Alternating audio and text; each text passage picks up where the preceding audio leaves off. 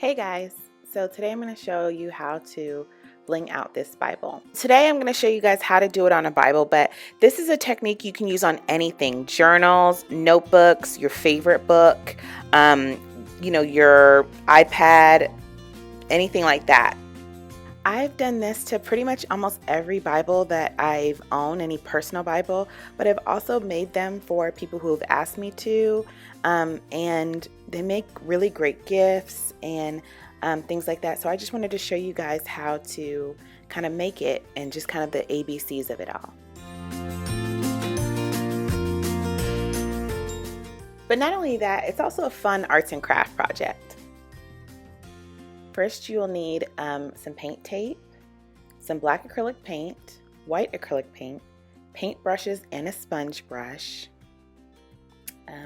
some Mod Podge, glitter of your choice, whatever colors you like, gem tack glue, and white colored pencil. I also forgot to mention you'll need the gems and the actual jewels and stuff, but I'll mention that a little bit more in the video when we get to that visual part. So right now I just have just a small Bible. This is a micro Bible, or not a micro Bible, it's just a small Bible that I got from my local Walmart. And first I'm going to start with the painter's tape and line it against the edge of the top cover. Because I'm going to be painting the top cover first. So I want just a smooth line all the way down. You can choose whatever color Bible you want. It can be burgundy, black, gray, white. It doesn't matter. And then you can also paint your Bible. So just keeping that in mind, that whatever color Bible you choose, or maybe it's already a personal Bible that you already have, you can always change the color and paint over. Usually most canvases, can take the paint. I think the only ones probably that can't are the ones that are like the Bibles that are shiny, that are found in most like life application or study Bibles and stuff like that. So right now I'm just putting the painter's tape inside as well and covering up those edges, because when you're painting something, I personally don't like it when you open up the Bible and you can kind of see the paint splatters on the inside. If that doesn't bother you, then you can actually skip this step, but I like kind of the crisp line, and to avoid that paint splatter from getting into the inside of the edge, I'm going to kind of block those off and create a boundary with this painter's tape, just laying it very precise to the edges. I am really, when it comes to like arts and crafts, I'm very detail oriented. So if you're not like that, that's cool too. But I can only teach kind of like detail oriented. So if some of this is kind of like OCD or just a little bit too much, it's cool. You can totally skip that step. That's all good. But like, I like the, like my finished product to look as kind of clean and professional as possible. So I do that. But if this is your own Bible and it doesn't really bother you, by all means you can actually skip this step.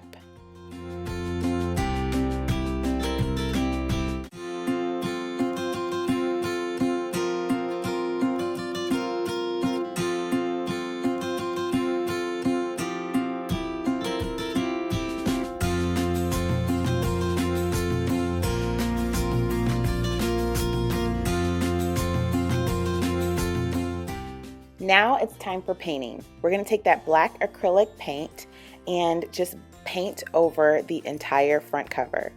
Now, honestly, while I was painting, you guys, I was like, wait, why am I painting this black when it's already black? I literally had a brain fart. I was like, wait, why am I doing this? But it'll make a little bit more sense a little later.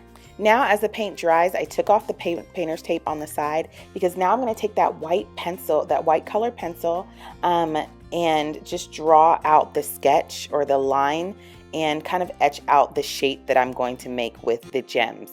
So I kind of made this kind of semicircle deal on the front of the Bible, and going up towards the corner. Now you'll notice that with the white pencil, I can't paint on the side of the Bible, and that's where the paint came in.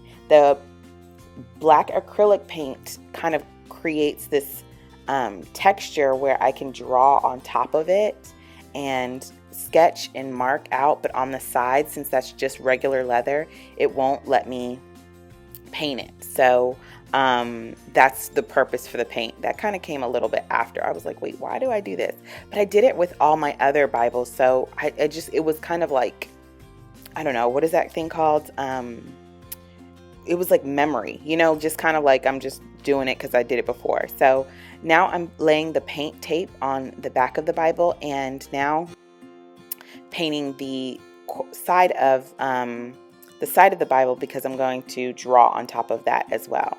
Originally, I was sketching out to kind of create a barrier for gems on the top, and then I'm using a smaller paintbrush with some black paint because I wanted to erase some of the lines. So if you kind of draw a shape and you don't like it, you can always go back to the paint to erase the lines of the original sketch that you created.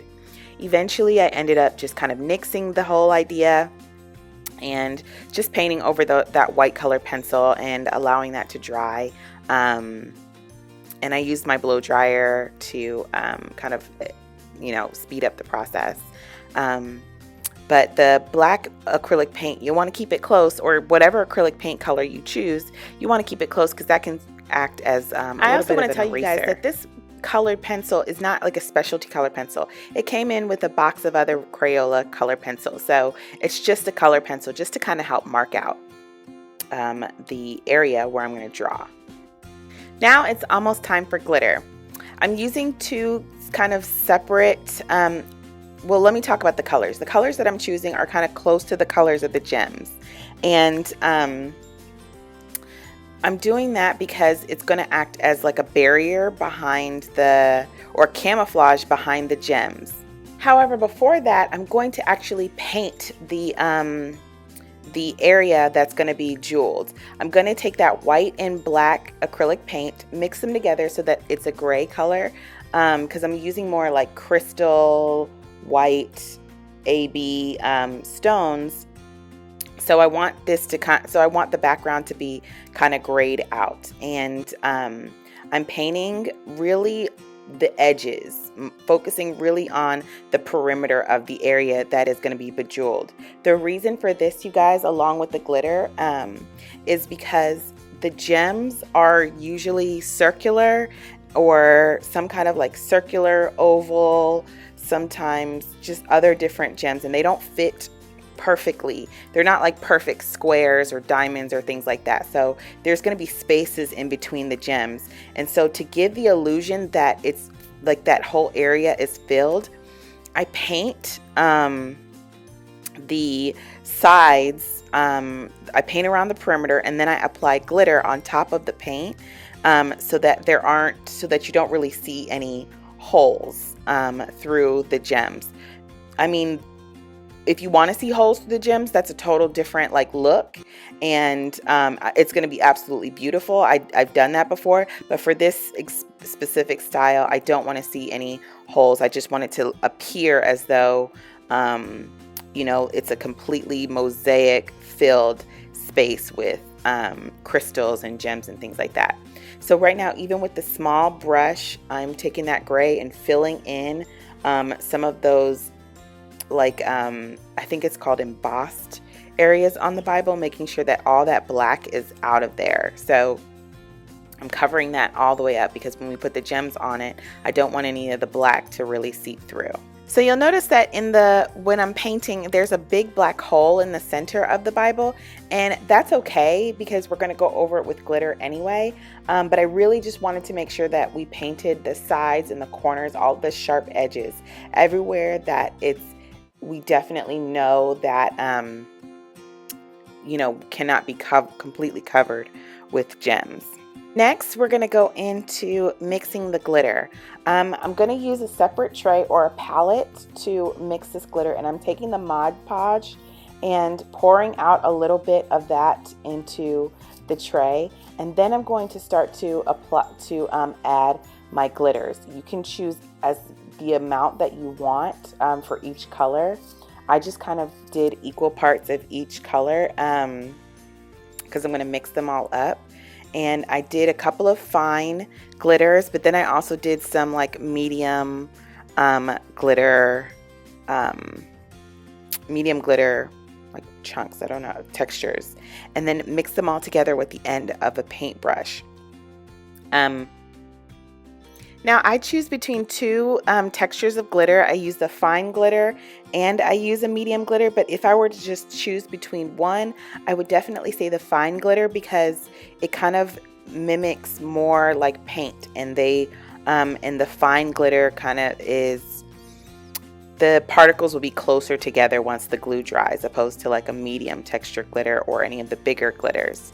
So if I were to choose between the two, I would definitely say the fine glitter texture is the best for this project. After mixing in all those glitters, I found that the glue texture was a little too soapy and a little too liquidy, so I added some more glitter into it and began to stir again. The consistency that you want is kind of like, I guess, like rice pudding. Like you just want it to be a little chunkier than, you know, soupy with your with the glitter texture. That way, that when the glue dries, it's not sticky or anything like that. Because if it's soupy, that means there's too much glue.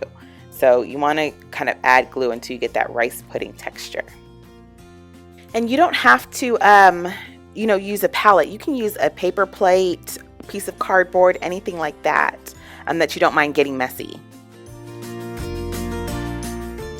Now with that sponge paintbrush, we're going to paint on the glitter as though it were paint. And this makes it very easy because once it dries, it's just going to be a very even surface of glitter. You don't have to like clean up anything. You know, there's no glitter to like sift off, and it's going to be evenly distributed. So I'm getting as close to the lines as possible, or to the edge, but I really just want to make sure that it's evenly coated with the glitter mixture, especially in the center where we left the area kind of black there. And I like to use a sponge brush for this because it's pretty disposable and it's easier to clean off the glue from the sponge brush, opposed to this kind of brush, this kind of synthetic hair brush, which is smaller, and it's going to get into the it's going to be useful for making precise straight lines, but it's a little harder the larger the brush to kind of clean off the glue glitter mixture from this one. But I like to use the smaller brushes to get along the lines so that it's very precise with that glitter. Now it's just time to wait for the glitter to completely dry before moving on to the next step. I like to use Mod Podge for this glitter mixture because when it dries down, it's actually really easy to clean up. The glitter in the palette will just kind of really peel off. Imagine if glitter and Elmer's glue were to kind of marry itself. That's kind of how it's going to peel off when it's dry from the palette. So it's very easy cleanup. Y'all, I do not like waste. Like, I think I'm allergic to wasting stuff. So whenever I'm going in with this Gem Tack glue, the first thing I want to do is get the glue that's in the top of the cap and make sure I use all of that glue. So that's what I'm doing right now. But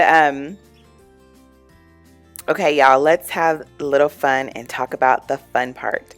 The gemstones, these pretty crystals. Oh my gosh. This is kind of like my favorite part. But this size of stone, this is a crystal that is 12SS. That's how you identify the sizes of the stones. This is 12SS, which is the smallest stone that I'm going to use. And this is in the color Crystal AB, meaning like when light hits it, it kind of reflects all these different colors, purples, pinks, greens, but it's still crystal at its base. And then the next size up from that, I'm going to use 20SS stones. And these are going to be still my smaller stones, but I can use this in more areas than not. So I'm going to start off by just applying stones to the perimeter. This is the 20SS stone, and I'm using this wax pen to line them up along the perimeter, basically where I lined the glue first. Now you don't have to start along the perimeter. I just started to, start here just to kind of get an idea of what I was doing. I kind of create as I'm applying. Then I'm going to start in the next section by first applying glue and then spreading that glue flat with the back of with the end of a paintbrush.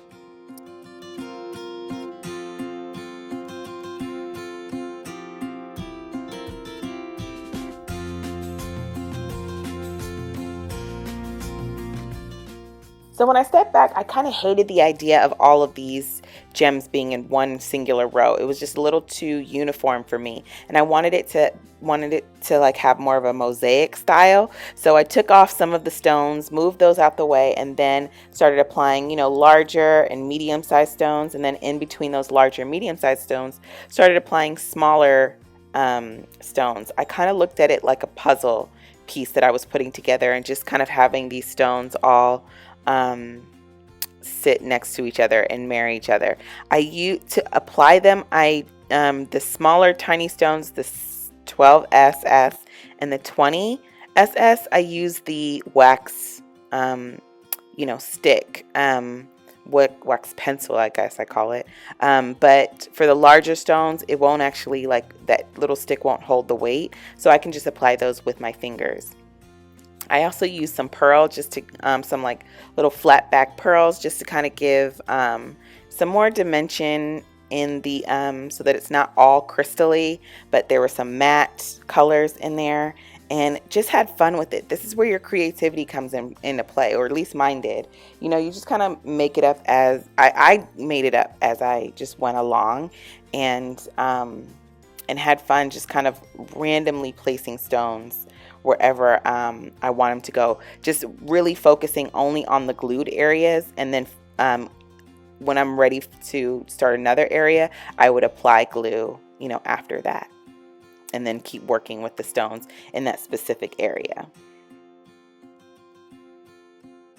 Now, something to note is that when you get to the binding of the book, you want to make sure that the stone doesn't overlap over the side of it, because when you open the book and that binding kind of is like lined up with the cover of the book, if both crystals are on either side, they kind of collide into each other and eventually start moving. So you just want to make sure that your crystals don't overlap the corner of the book. Also, these other crystals that are like bigger and larger, have various shapes.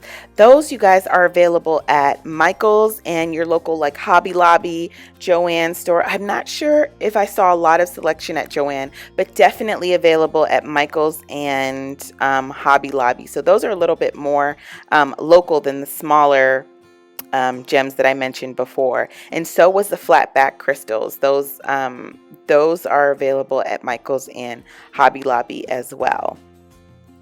Those are so handy, and they last forever, you guys. I've had these little tins of random, jewels for years now. I've used them in Christmas decorations, and all that stuff. Gift wrapping, all of that stuff, and I swear it feels like a bottomless pit, because they give you so many jewels, maybe for like $7.99 or something like that. But I mean, it's a ton of them, and I just keep them on hand. The only ones that are kind of a little bit harder to get are maybe the tiny ones. So what's really funny is since they give you so much, I applied, I was just mentioning that I put this in my Christmas decorations. You guys, this past Christmas, I decorated my door, like my front door, as like a present with like burlap, or juke straw, and then like, huge Christmas bow, and then stuck these jewels on my door outside, kind of like, like a jeweled packaging. Well, when January came and it was time to take down my Christmas decorations, it really does matter what kind of glue you use to stick these on the door, because it ripped off some of the paint on my door, and I still have to get that fixed today. So yeah, note to self, I wouldn't say not do it again, but I'm just gonna use a different kind of glue next time. I'm gonna have to do some research on how to like use them as home decor. But I will tell you that this gem tack glue, y'all, is amazing. This is the best glue that I have found for these what's it called? These gems to stick them on. It does not move once it sets, and you'll have to leave the book alone. Like, leave the Bible alone for just like maybe like a day or so, just to give it set, but probably even less than that. But just kind of let it overnight, 8 hours or so. Just let the glue, harden and really set, but it will not go anywhere. This was not the glue that I used on my front door, though. I knew better than that, but I think I used like a wood glue. It was really bad when it came to, it was really cute when it was up. When it had to come down, I was like, oh man, I really did a number on that. So yeah, so the glue matters, but Gem Tack is available at Hobby Lobby, Walmart. I don't know if they have it at Walmart. I haven't seen it at Walmart. I'm not saying it's not there. I just haven't looked for it, but it's definitely Hobby Lobby, at Michael's, and absolutely on Amazon. What isn't on Amazon, And another thing about this glue that I really like, and I know I keep stressing about the glue, is because whenever I do a project like this that takes time and it's tedious and it's absolutely beautiful, I also want it to be practical. Y'all know what I'm talking about? Like, it's one thing if it's pretty, but if you can't actually function with it, or you have to like treat it like it's a China doll or something like that,